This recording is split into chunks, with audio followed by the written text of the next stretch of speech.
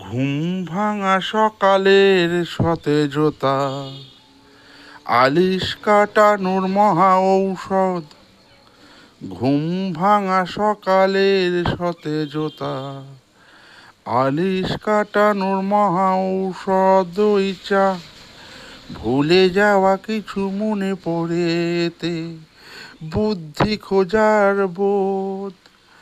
ওই দার্জিলিং ও আসাম চায়ের গন্ধে মেতে ওঠে মন।